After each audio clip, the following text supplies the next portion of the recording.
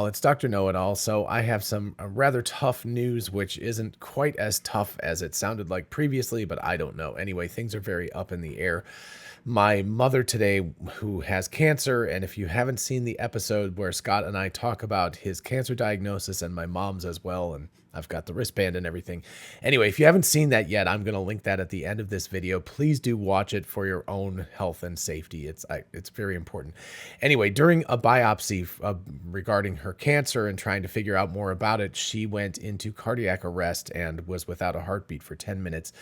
On the operating table, they resuscitated her, but the doctor told my sister, who is there, that she was not going to recover from this and she would be in a coma. And they were discussing what to do about that when she opened her eyes, and almost miraculously, I mean, my sister said that the doctor's jaw fell on the floor and was like, what in the world?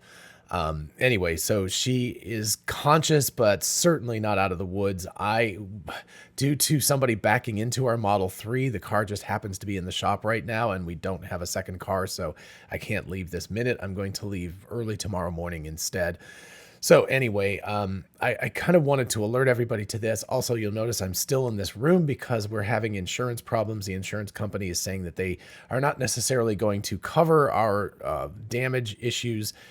And so they said, leave everything alone. So I haven't been able to move these things yet. So it's just been it's like wildly bad stuff happening all in a row. But there's a couple of things. Number one, obviously I'll be traveling. Number two, if I don't do a video for a week, then please understand that that's the reason why.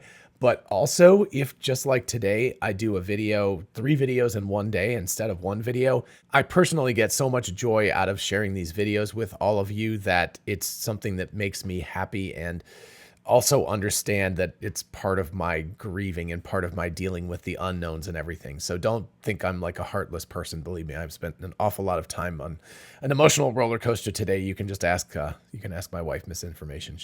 I've cried on her shoulder quite a bit today. So anyway, so please do understand. I'm sure if you've gone through any type of grieving or any type of thing, you try to hold on to the things that are the most solid in your life. And this is one of those. So I'm, trying to hold on to that. So anyway, I'm not trying to make light of this situation at all. It's very difficult.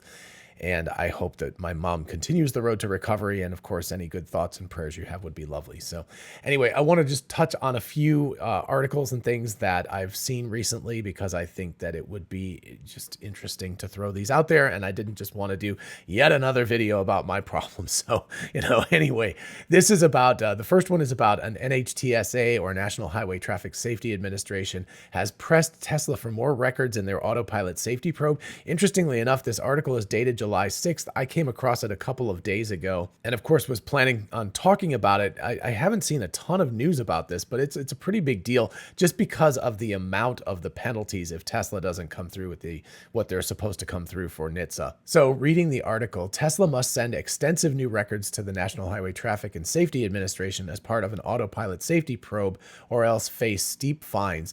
If they fail to do this, they will face a, quote, civil penalties of up to $26,315 per violation per day. And I believe that means that's like all the cars, at least all the ones in North America that have full self-driving on them, which means that they have a maximum of $131,564,183 per day. And again, that's per day for a related series of daily violations, according to the NHTSA. The agency initiated an investigation into autopilot safety in 2021 after it identified a string of crashes in which Tesla vehicles using autopilot had collided with stationary first responders vehicles and roadwork vehicles. To date, none of Tesla's driver assistance systems are autonomous, and the company's cars cannot function as robotaxis like those operated by Cruiser Waymo. Big caveat to that, of course.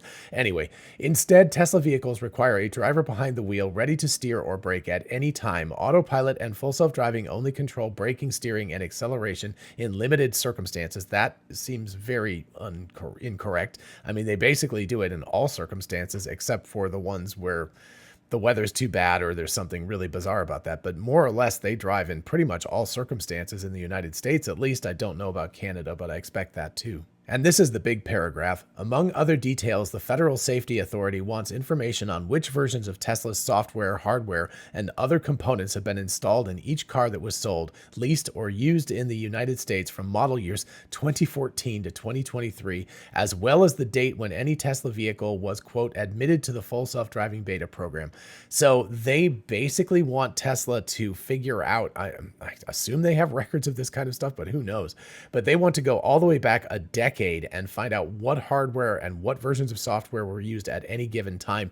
If you know, of course, Tesla's hardware is less complicated because each car has its own hardware and they've only had a certain number of upgrades to that. But the software is being changed constantly by Tesla. So this is crazy. And even their full self-driving program didn't really start in 2014 anyway. So it's a pretty insane kind of request that NHTSA is asking for, but that's what they're doing. And apparently Tesla is going to be paying out the, at the wazoo if they don't get this done rapidly. Related to this, anybody who has driven full self-driving beta will remember back in February of 2023, Tesla was required to do a, quote, voluntary recall that was pretty much forced by NHTSA because they had several issues that NHTSA was identifying. Anyway, that supposed recall, which was just an over-the-air software update, said that the vehicle was allowed to act unsafe around intersections, such as traveling straight through an intersection while in a turn-only lane, entering a stop sign-controlled intersection without coming to a complete stop, or proceeding into an intersection during a steady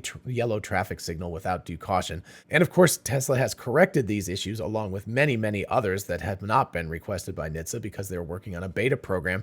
And again, as said at the beginning of this article, Tesla is not responsible for this. The human driver is responsible for these mistakes. So NHTSA is in a very strange situation. I guess what they're doing is they're saying that this is some sort of enhanced driver assistance sort of system, and Tesla should be doing a better job of testing it beforehand. It's a little awkward in terms of that because there's no language in Tesla's thing. In fact, quite the opposite. They say you are in control of the car. You have to pay attention. You have to do this stuff. So there's a little funkiness in terms of exactly how far NHTSA can go with this, but obviously Tesla does not want to be hit with these kinds of fines. So I'm sure that they were probably working overtime to try to collect that data for them. And then we get to a paragraph where I don't know exactly, how true this is. But anyway, according to data tracked by the NHTSA, there have been 21 known collisions resulting in fatalities that involve Tesla vehicles equipped with the company's driver assistance systems, higher than any other automaker that offers a similar system. The question I have from this, and I'm not exactly sure, is whether these are all to be attributed to Tesla's autonomous driving system. In other words, was the system active at the time? Certainly, if I drive the car like an idiot into a tree or something like that and kill myself, if I'm driving, yeah, the car has the driver assistance system in it, but I certainly wouldn't blame the driver assistance system on this. My assumption is that they're talking about 21 collisions where full self-driving or enhanced navigate on autopilot or something like that was in charge, but it's not completely clear. And I've looked into this previously and never been able to determine exactly how many of these they think that the driver assistance system was in charge of versus just being there as part of the car and indeterminate whether it was in charge or not.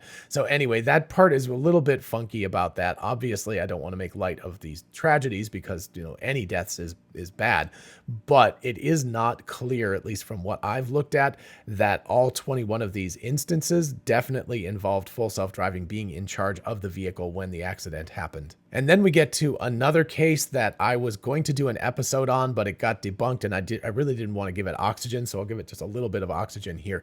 But anyway, according to a separate letter out Thursday, the NHTSA is also reviewing a petition from an automotive safety researcher, Ronald Belt, who asked the agency to reopen an earlier probe to determine the underlying causes of sudden unintended acceleration events that have been reported to NHTSA. With sudden unintended acceleration events, a driver may be either parked or driving at normal speed when the car lurches forward unexpectedly, potentially leading to a collision.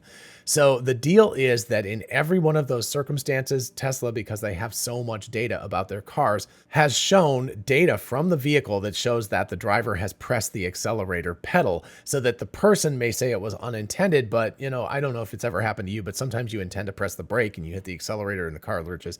And if you just happen to go into a panic mode right at that moment, then suddenly you're accelerating and you don't know why, right? So you can go into kind of a panic mode and not be thinking logically, and bad things can accelerate. There could be a kind of a domino effect with all this stuff. So anyway, this was a case that was closed a while ago, but then a bunch of purported engineers got together and showed how if you kind of game the system with the battery management system and the low voltage system, like out of the battery and everything, and you turn the wheel and all of this stuff, supposedly you can get voltage drops, really low voltage drops.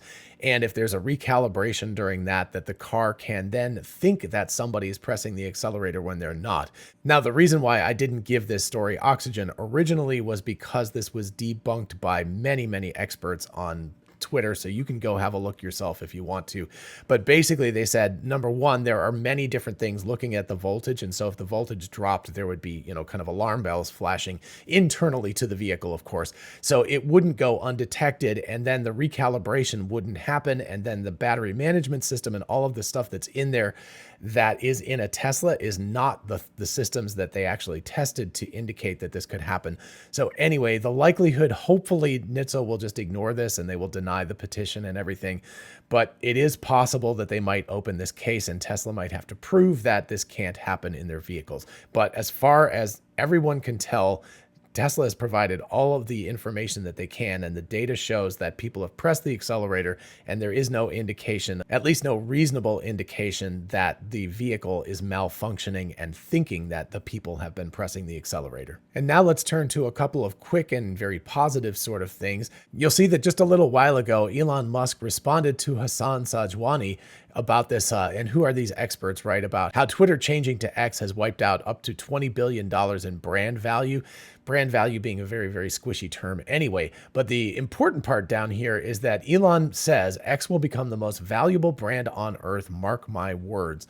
And that is a pretty big statement, especially when he says, mark my words. So we're looking at, who knows when that'll happen. We could be looking at 10 years from now or something. But he's saying it's going to be bigger than Coke, bigger than McDonald's, bigger than Apple, bigger than Google, those kinds of brands that are out there. And he's saying that this is going to become a bigger brand than that. If that doesn't give you an indication of just how ambitious Elon's plans with X are, I don't know what are going to give you those exact things. And recently, Scott Walter and I did an episode on Xcoin and how that's going to be a big part of making this the most valuable company / brand in the world. And one of my friends / followers, Andrew, actually wrote, he's a business professor, and he said, oh, it's even cooler than that. So we were originally supposed to talk to him tomorrow about this. That has gotten delayed because of the personal circumstances, but we're going to do an episode on that soon. So if you haven't caught the one on Xcoin, you should definitely watch that, and then stay tuned for the one with Andrew, because it's going to be really an eye-opener. He has a lot of information about crypto and blockchain and all of this kind of stuff that I didn't know about. So very, very educational. So anyway, stay tuned for that. In the meantime, watch this space and, let's see in 2033 or something like that, how X is doing as a brand. And then finally, Mike from cyberowners.com had an incredible thing in his inbox. I'm going to assume this is real. Could be photoshopped easily, of course. I checked mine, and mine just says, you'll be notified later. But if you look down here under his Cybertruck, it says your Cybertruck is coming soon, which is not what the message I get is. And it said, you got the lucky reservation number, and your configuration will be the first once production starts. So I don't know. Again, this could be photoshopped. I don't know if it's real, but Mike seems to be pretty darn excited about this. I assume that means that we should hopefully get a configurator relatively soon so that we can know the prices and the specs and things like that we'll be able to get. And also, I assume that there'll be some sort of an announcement about a delivery event relatively soon. So this is it's getting close here, assuming that this is real. So anyway, to Mike, super congratulations for being first. That's just crazy. All right, I hope you enjoyed this episode, or at least most of it. Sorry about the part at the beginning. A lot of personal stuff going on. Anyway, I hope you did enjoy it and found it, interesting and thought-provoking and educational and all that stuff. And please do like and subscribe if you get a chance to do that. I would appreciate it. Thank you to everybody so much that supports this channel, and everybody there's been such an outpouring of good wishes. I really do appreciate that from everybody. I can't respond to every individual person because it's like in the thousands, but I really do appreciate it. And I read them, I look at them, and I really appreciate all the good thoughts. Thank you all so much. And of course, whether it happens in an hour or a week from now, I really look forward to seeing you in the next video. Bye-bye.